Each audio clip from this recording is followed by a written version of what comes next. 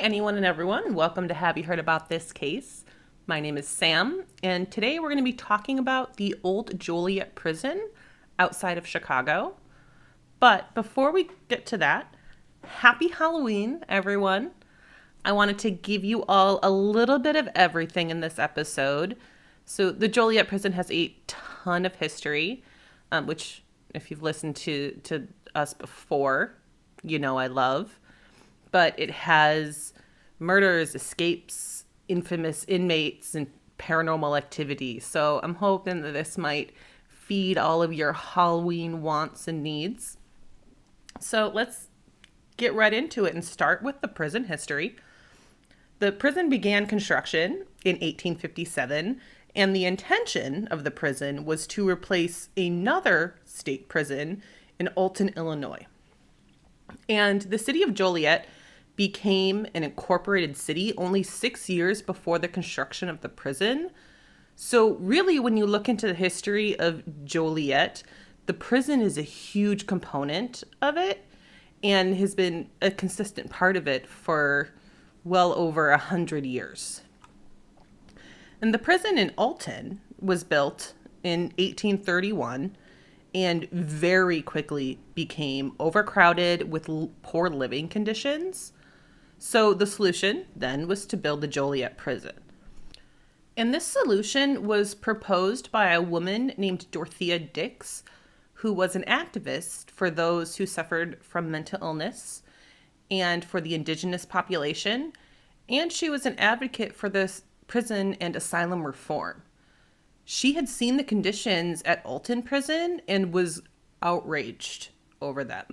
So she ended up speaking with politicians and helped propose that a new prison be built. And initially, a small structure was built, and by May of 1858, 53 prisoners from Alton Prison would arrive at Joliet, and they would begin to expand the prison. And they would use these prisoners as laborers to do so. The plan was to build a 1,000-cell prison, and just outside of the prison grounds, there was a large vein of limestone. So the prisoners would work at the quarry, and then they would literally build the walls around themselves to lock themselves in. And then 22 additional buildings would be built in this Gothic-style architecture by architect W. Boyington. And Boyington, he had also designed the water tower and the pumping station in Chicago, which are probably two of the most well-known landmarks in Chicago.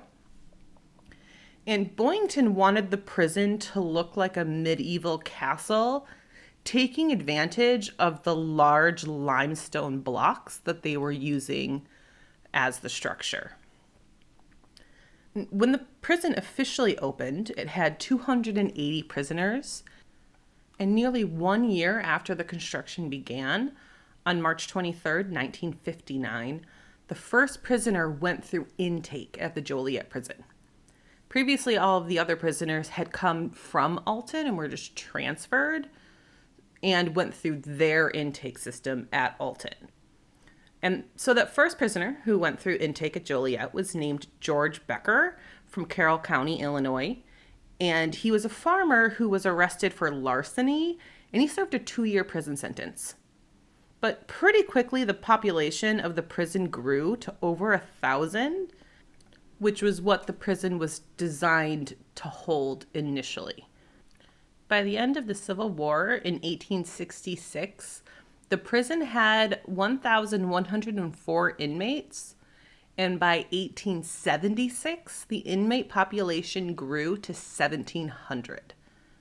And then by 1905, due to the overcrowding and the increasingly unsanitary conditions, there was a push to close Joliet. But that would likely put another prison essentially in the same position by opening a new one and just closing the old one. So the Joliet Prison was actually in operation all the way up until 2002.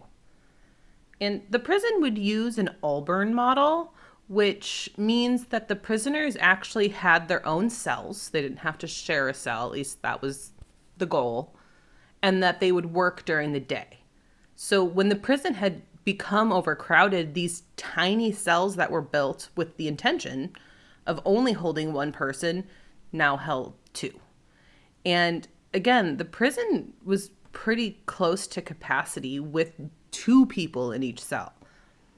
And if you go on a tour now at the prison, they have one of the original cells on display, and it is incredibly small. It is 7 feet deep, 7 feet tall, and 4 feet wide. So imagine they're first just living alone. That would be difficult enough. But now you have two people in there.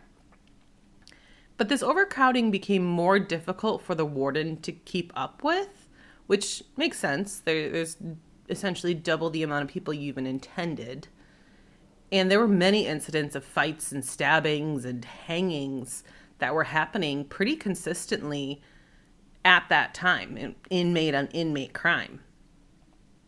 And one way the warden thought that he could help contain the prison and kind of control it all was to basically make it as self-sufficient as possible. So basically anything the prisoners needed was on the grounds. The prison didn't need to rely on too many outside sources. So on the 72 acres of the prison, they had a hospital, a chapel, a steam plant, a library, greenhouses, and at one point they even had their own firehouse on the grounds of the prison. And there was, like most prisons, a separate area for solitary confinement that had nearly no windows. And for those inmates who were model prisoners, they also had an honor dorm where they had a bit more freedom, more privileges based on good behavior. And another way the warden attempted to maintain control was convict leasing. Essentially, the inmates would be leased for manual labor, which was basically just another form of slavery after the Civil War. Joliet Prison was also known as being inescapable, kind of the same idea of the Titanic being unsinkable. The limestone that it was built from was incredibly heavy and durable, and they believed that no prisoner would have the ability to escape over the wall that was 25 feet tall and a solid 6 feet wide of limestone deep. So they just assumed that no one would have the ability to break through that. But I will say that definitely didn't stop people from trying. But we'll get to that a little bit with an escape that did happen. But the prison, as I mentioned, was in operation until 2002, and it was in pretty rough condition. In the 22 years since it had closed to now, it really has continued to deteriorate.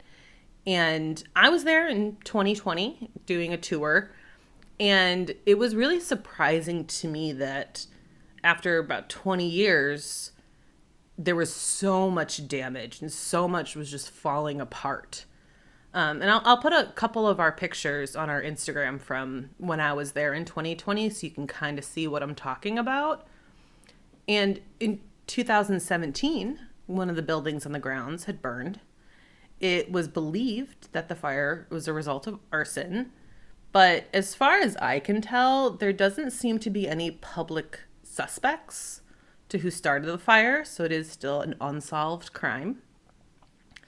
And I actually struggled to find this during my research, but the chapel was struck by lightning at one point. I remember being there for the tour, and they talked about that a little bit. And we weren't actually allowed to go into the chapel other than, I think, about 15, 20 feet because of the ceiling damage due to this lightning strike. But I was kind of surprised. I didn't see a ton of articles about that. I saw a couple different places where it was mentioned, but I was hoping to find like a Chicago Tribune or a Sun-Times article, and I just didn't come across that. But that is something I distinctly remember from the tour that we went on. And throughout its 144 years in operation, the prison held some infamous prisoners, including Lester Joseph Gillis, who's better known as Babyface Nelson. Gillis was born in Chicago in 1908, and by the age 11, he was already stealing cars. And at the age of 12, he was arrested for accidentally shooting his friend in the jaw with a gun that he had found.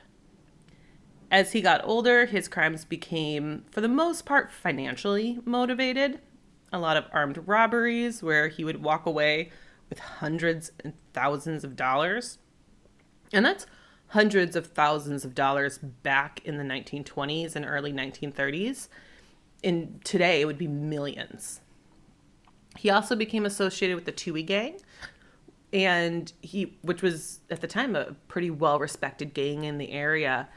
And he would, with them, graduate into doing bank robberies. In 1930, one of the tellers of a bank that he had robbed remembered his face and was able to identify him as one of the robbers. And within a few days of that bank robbery, that would lead to his arrest, in addition to another witness of a robbery he committed shortly after that bank robbery, which happened to be the mayor's wife. And he had stolen $18,000 worth of jewelry from her, which is, with inflation for today, about $372,000 worth of jewelry. But the mayor's wife was also able to identify him. So he was arrested shortly after that second robbery. And after his arrest, the Chicago Tribune named him the leader of the Toohey Gang. And from the sound of it, the gang didn't object to this. So in early 1931, Babyface Nelson would be arrested and sentenced 1 year to life in prison at Joliet. In February of 1932, he was back in court for another bank robbery he had previously committed before his arrest. And while on his way back to Joliet from court, he actually was able to escape the prison transport guards thanks to the help of the Toohey Gang.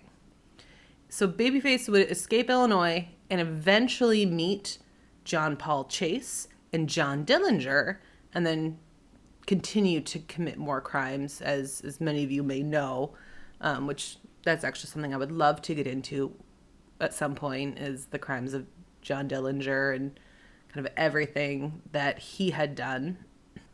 But after his escape, Babyface Nelson would not return to Joliet Prison before his death in 1934. Two other well-known prisoners were Leopold and Loeb.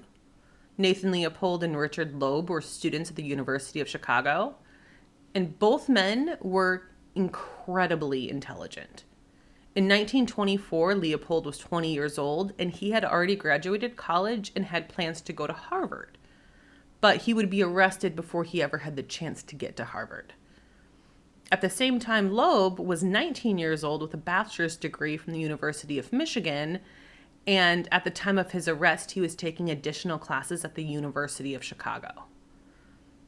So Leopold and Loeb had confided in each other and ended up having a sexual relationship with each other, which was far from acceptable in the 1920s. And so they very much kept to themselves with their relationship. But as that relationship grew, they collectively decided that they wanted to torture and kill someone. Don't ask me how. They got from this clandestine relationship to torturing and murdering. I have no idea. Kind of don't really want to know. But they spent months planning what they would refer to as a perfect murder. They believed that they were so smart that they could get away with murder easily, but they were definitely wrong. They decided to kidnap a young teenager, ideally someone that they weren't connected with. Then they would attempt to get a ransom from the family, and they weren't going to provide just like a simple ransom letter. They had many steps that they were taking, different letters, phone calls, and they would only provide one step at a time. And they had this intention with all of this that once they got their ransom money, that they would strangle their victim using a rope, wrapping it around the victim's neck, and then both Leopold and Loeb pulling each end of it so that they were equally culpable in their crime.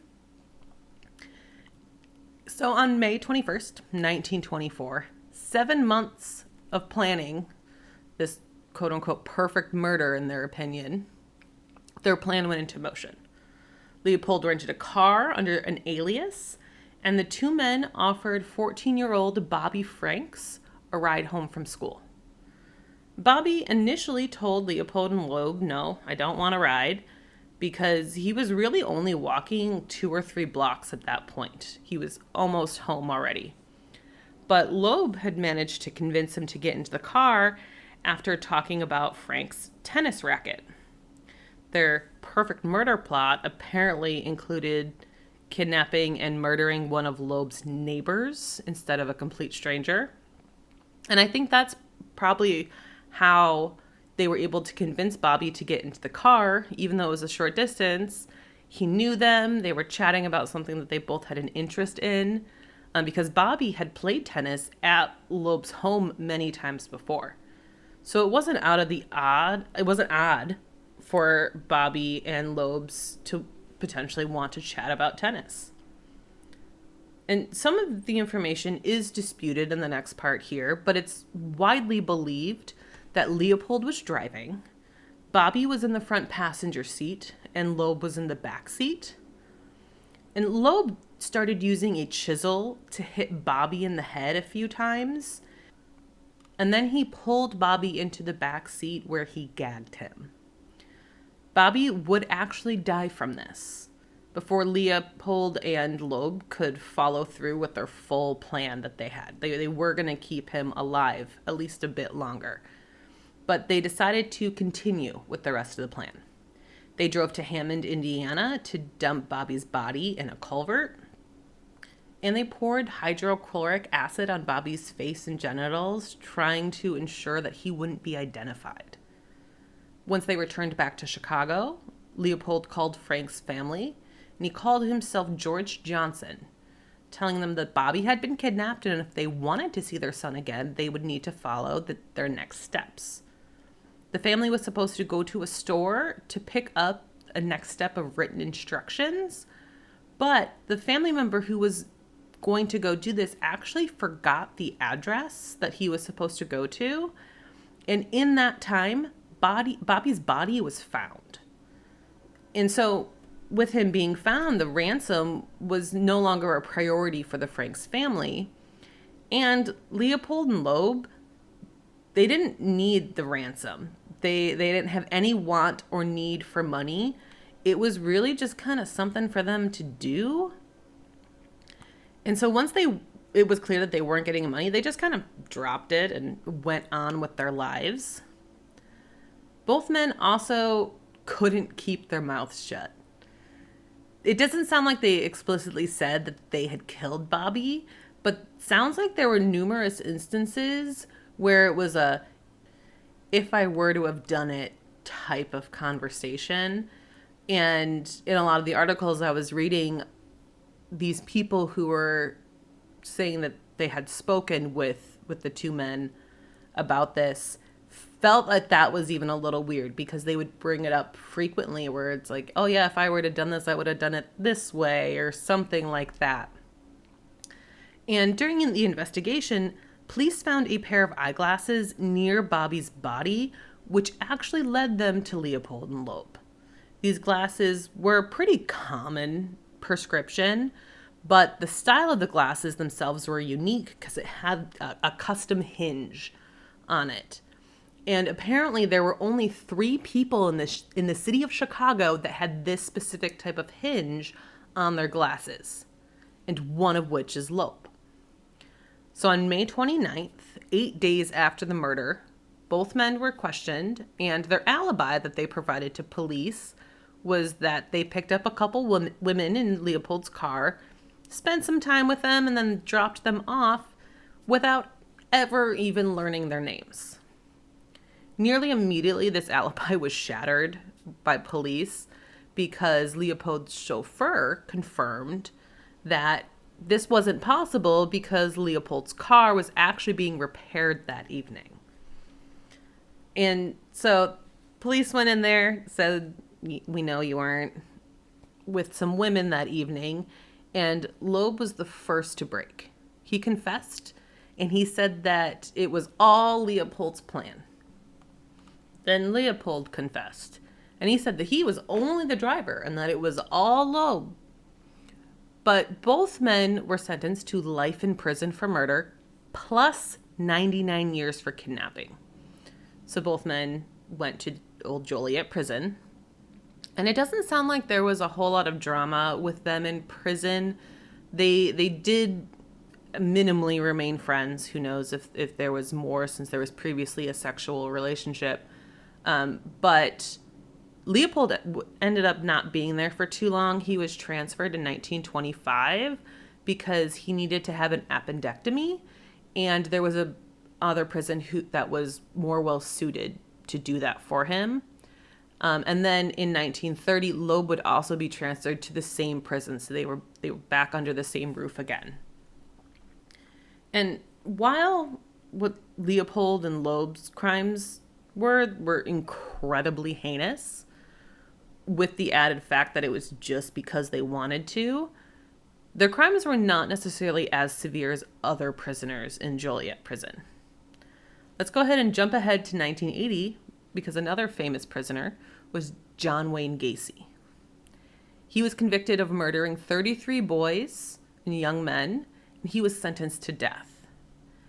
I've seen a ton of articles that specifically calls out Gacy as a Joliet prisoner, at least at some point, but I also tried to find a lot more detail about this, when he was there, kind of all of those sorts of details. But I couldn't narrow that down at all. I kind of figured that maybe he was there temporarily or for a very short period of time. But I couldn't find anything specific on when he was there. But I did find that he spent 14 years, which is basically his whole sentence, in a prison downstate Illinois, and that he had died of lethal injection in 1994 at Stateville Prison, which was not far from Joliet. But yeah, you read a lot of articles and they say famous prisoners from Joliet. They mention Gacy, but I'm a little skeptical on some of those details. I think if he was a prisoner, it was very short term. But Gacy was a prolific serial killer. He was convicted of 33 murders, but it's believed that he still may have more victims. And some of the victims that have been found have yet to be identified. I know every few years, being in the Chicago area, I see updates on the boys and young men who still have not been identified in an attempt to find their families and get them an identification. But John Wayne Gacy was born in Chicago in 1942, and his home life as a child was rough. He was very close to his mom and his two sisters, but he had a very difficult relationship with his father, who was abusive. His father was physically and emotionally abusive, and one of Gacy's earliest memories was being beaten by his father at the age of 4.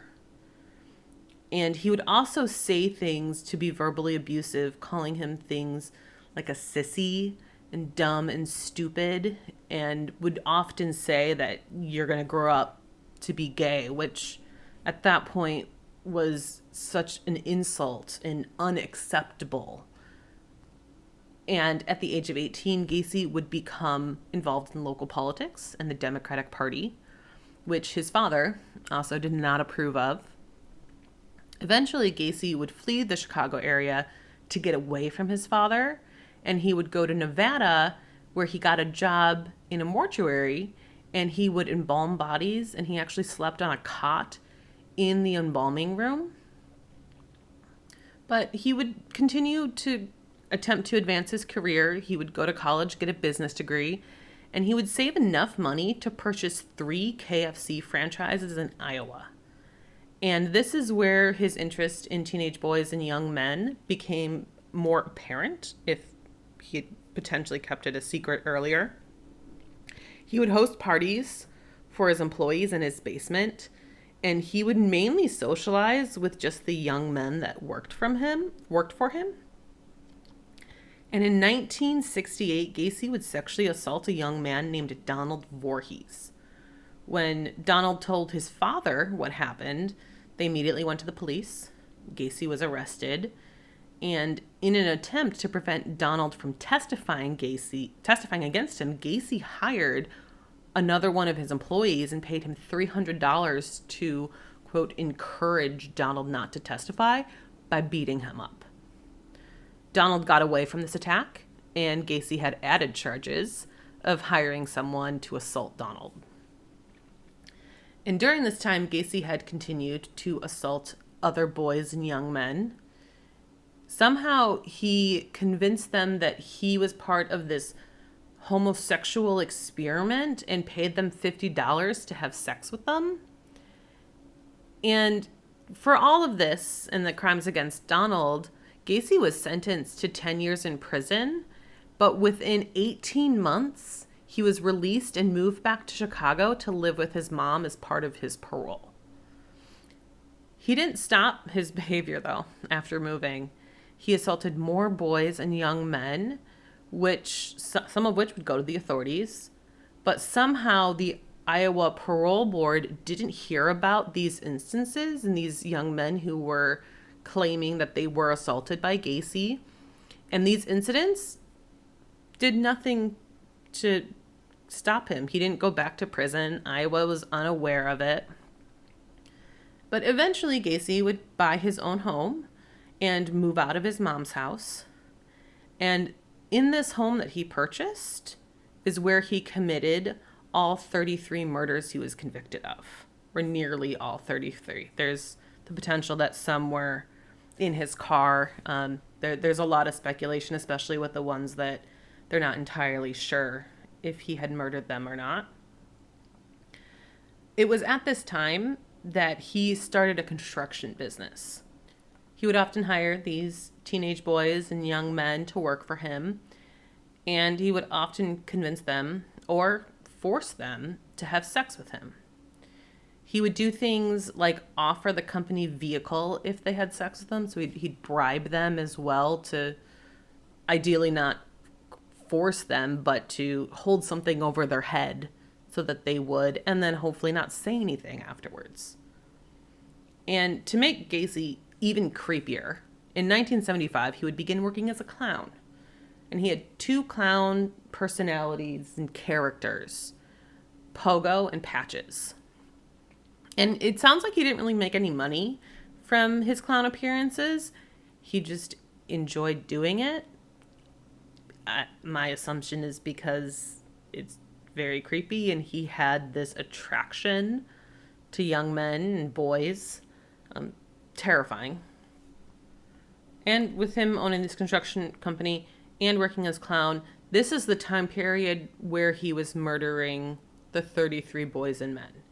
He buried 26 of his victims in the crawl space of his own home, and he would offer drugs and alcohol to convince many of his victims to join him. And he would force some of his victims to have sex before murdering them. And some of his victims, he would just drive around and pick up random boys from Chicago and the suburbs. Eventually, the family of one of Gacy's victims told police that Gacy was the last person their son had spoken with and that he had plans to go meet Gacy, but then was never seen again. This led investigators to take a closer look at him, and after multiple search warrants, a lot of surveillance, and a lot of alcohol, Gacy eventually confessed, and he said, quote, "Been the judge, jury, and executioner for many, many people."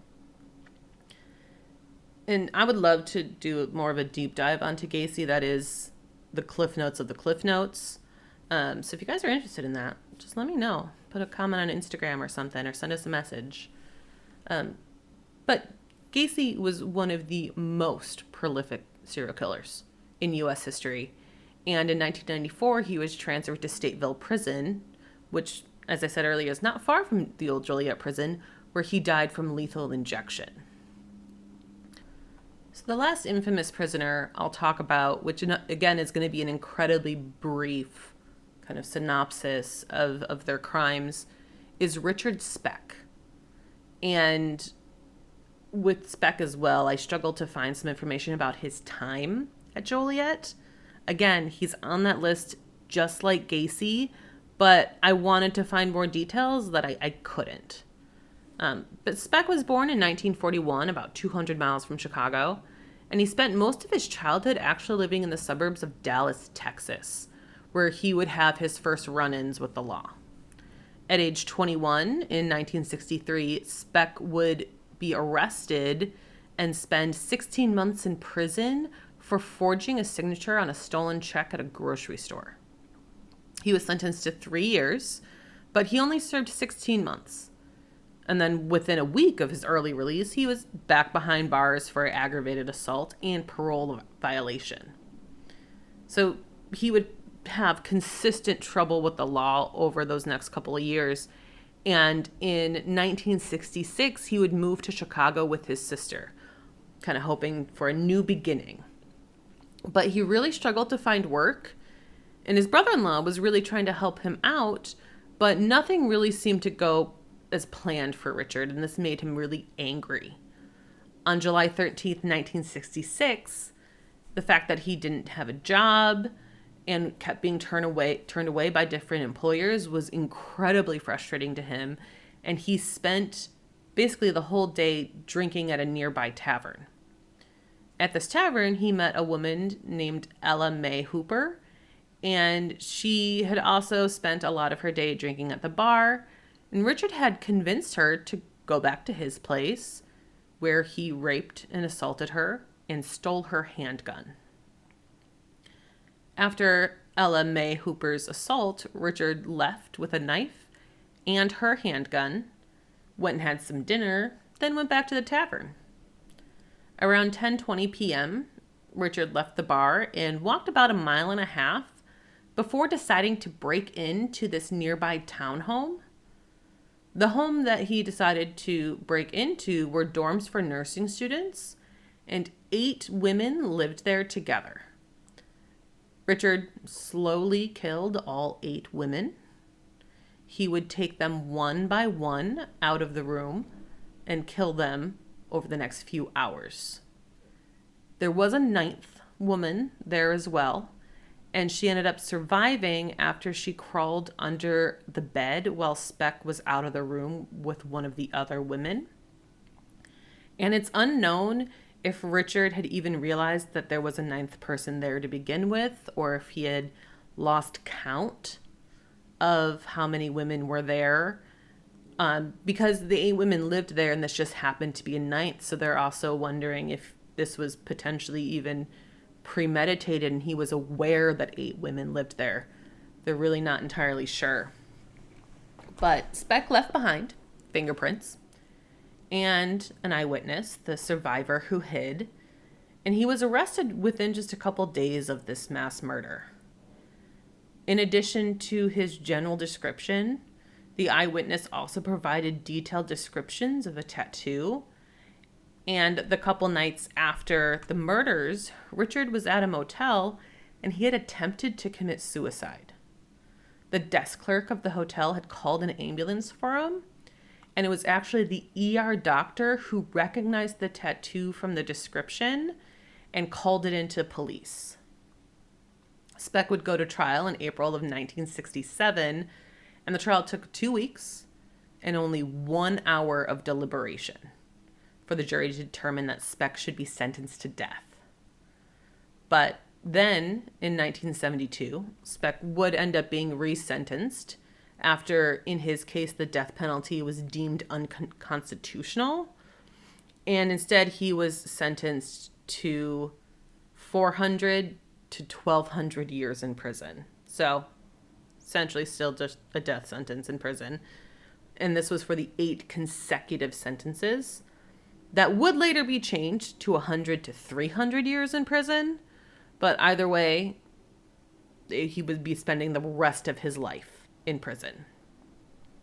And just one day shy of his 50th birthday, Richard Speck died of a heart attack. So that he was quite young at that point. But I think he had spent about 20 years or 30 years in prison before his death. I think he was in his early 20s at that point when he was arrested. But now I also want to touch on a murder that happened inside the walls of the prison. We're going to go back to 1915. Odette Maisie Bordeaux Allen was the warden's wife.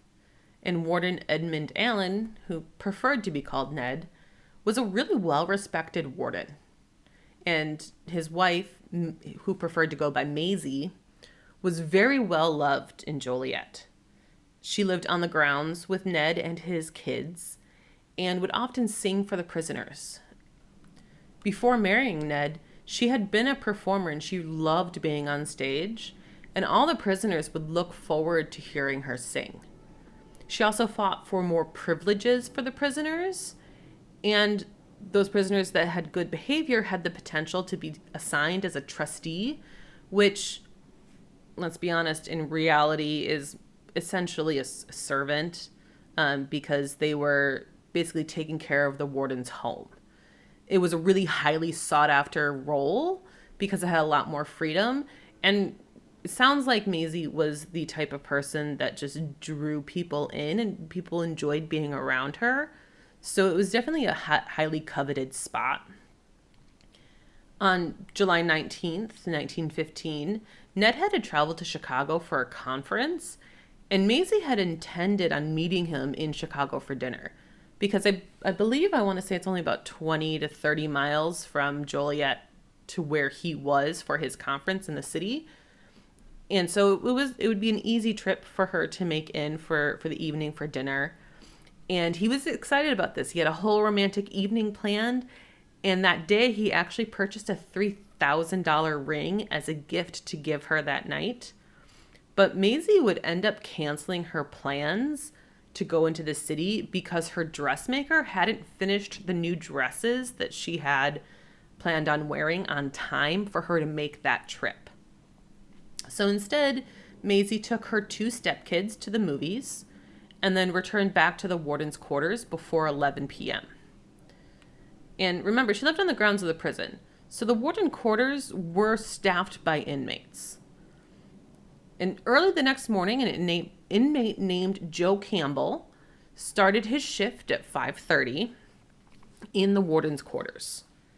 Campbell had been in Joliet for murder, but he had been personally selected by Maisie to be her trustee. So, as I said earlier, that's a very highly coveted position, and she very much trusted him. They had a very good relationship. And around 6 a.m. that morning, Maisie had rung her bell to call Campbell, and he brought her some water, coffee, and a newspaper that she had requested. And Maisie told him that she wouldn't need him until around 9 a.m. She wanted to wash her hair, and she recommended that he take her dog outside to play in the meantime. About 30 minutes later, at 6:30, prison guards noticed smoke coming out of the windows of the warden's quarters. And the on-site fire department actually had to break into her room because it was locked to put out the fire. And they realized that the fire was concentrated to Maisie's bed and that she was still in it. Her body had been badly damaged by the fire, but investigators were actually able to determine that she had been bludgeoned to death before being burned. Essentially, her skull had been crushed. And they believed that the fire had been started in an attempt to cover up her murder. So at the time of her murder, Campbell and 2 other inmates were working in the warden's quarters. All 3 of them were isolated, and it sounds like they were taken into solitary. And the following day, The other prisoners rioted at lunch because they believed that Campbell, who was the main suspect, would never harm Maisie. And as I mentioned earlier, Ned was very well respected as warden, and the prisoners decided to draft a letter out of respect and explain why they believed that he was innocent. And they signed the letter, "Your boys," which was another sign of kind of casual respect. That's how the warden would refer to them as my boys, as the prisoners. And since the moment it was discovered that Maisie had been murdered, Campbell maintained that he was innocent.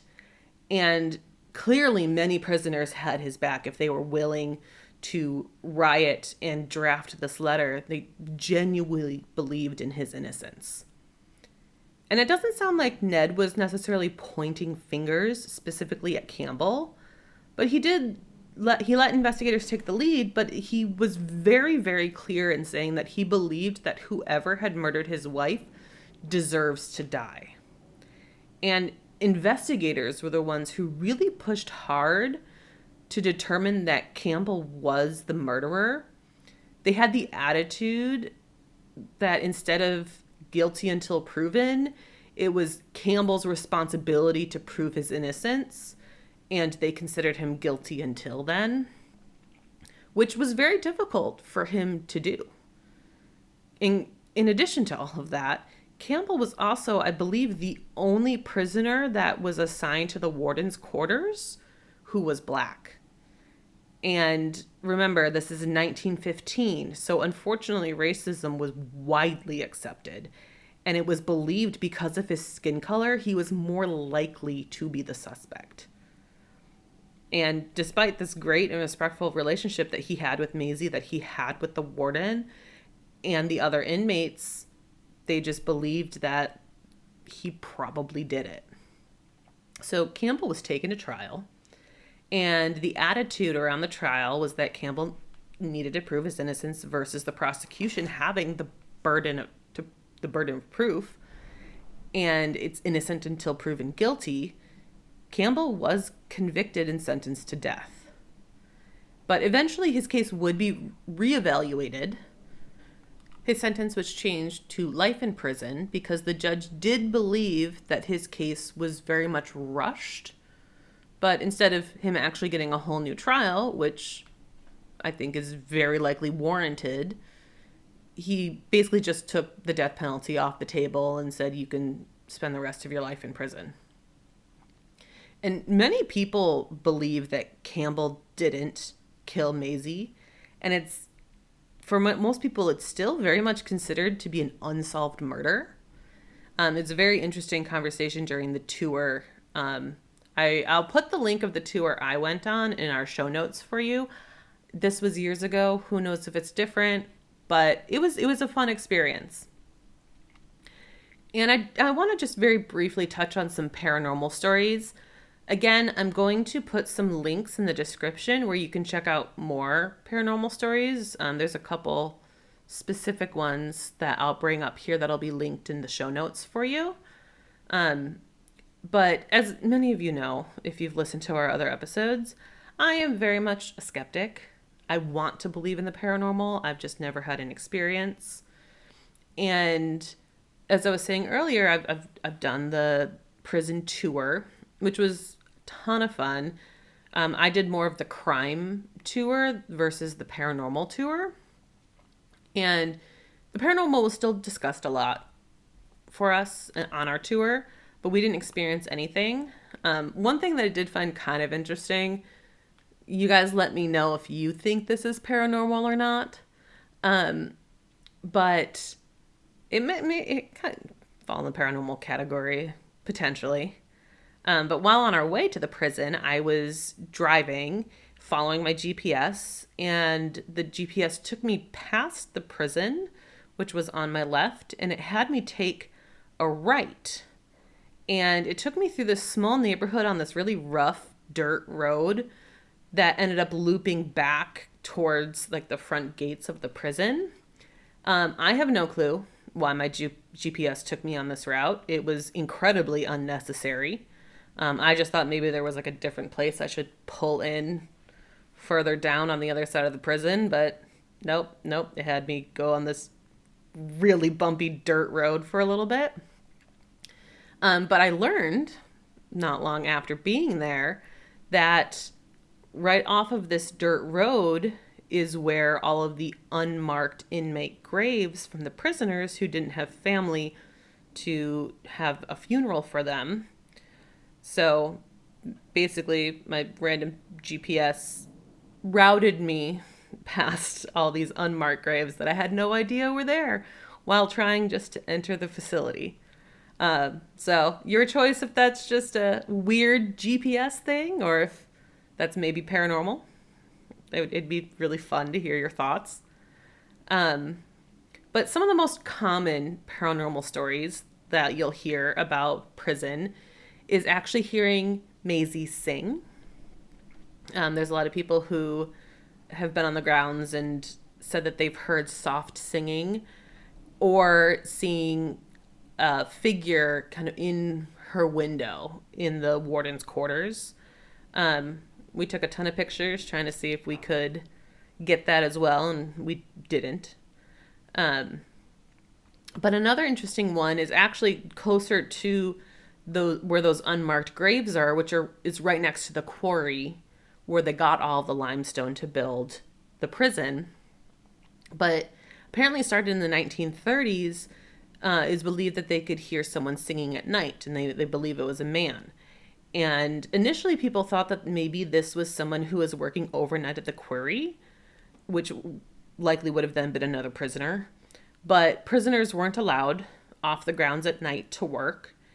And people kept showing up to investigate this because word was getting around and they never spotted anyone else who could be singing, whether it was in the area of those unmarked graves or over by the quarry. So that's definitely a common one. I didn't see many reports of hearing that more recently. The articles I read talked about that being heard in the 30s. So my opinion is it probably was someone singing, but who knows? I think I need to go back and explore more there. So maybe someday I'll hear it. But another common claim is that electronics often malfunction and drain their batteries very quickly. I think this is something that we hear a lot at haunted locations. So it's not something that's super unique, but kind of a staple sign that something may be haunted.